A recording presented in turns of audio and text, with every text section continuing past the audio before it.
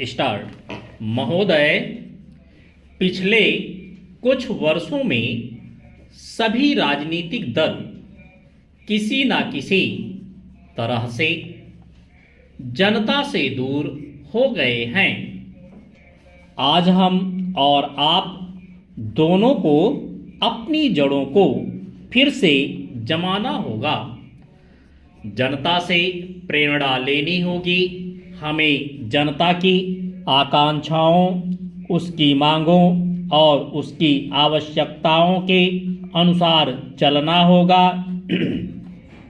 अपने देश के विशाल आकार के कारण यह बहुत बड़ा काम है, लेकिन उस आदमी के लिए कुछ भी असंभव नहीं जिसने कुछ करने के लिए कमर कस ली हो। कुछ देशों में लोग चढ़ने के लिए पहाड़ों की ऊंची ऊंची चोटियों की तलाश में रहते हैं ताकि उनके मन में काम की चुनौतियों का समाधान हो सके।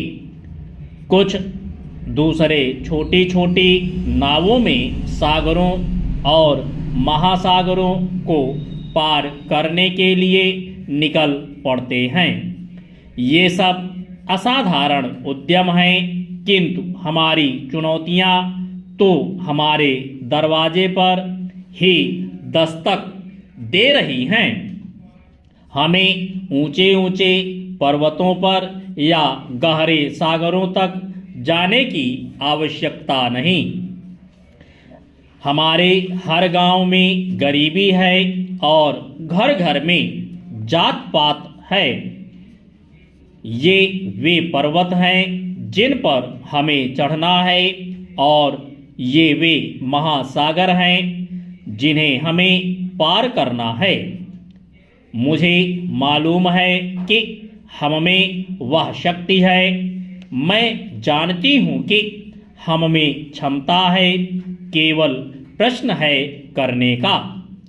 और मैं आशा करती हूँ कि यह सम्मेलन उस दिशा में ले जाने वाला एक छोटा सा कदम होगा।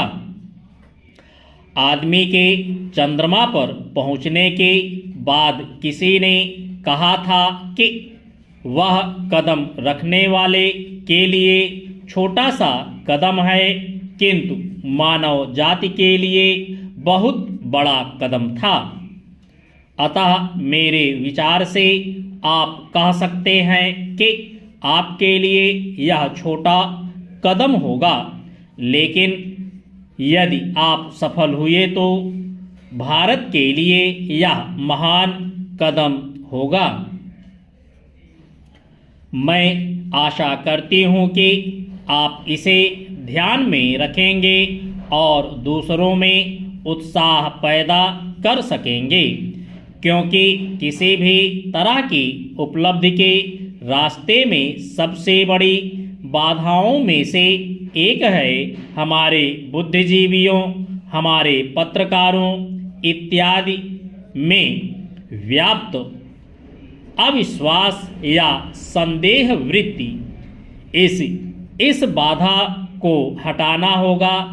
हमें अपने उत्साह को पुनः स्थापित करना होगा और उससे उत्पन्न होगा वह साहस, धैर्य और संकल्प शक्ति जो उन बहुत सी चीज़ों को प्राप्त करने के लिए आवश्यक है, जो हमें प्राप्त करनी ही चाहिए।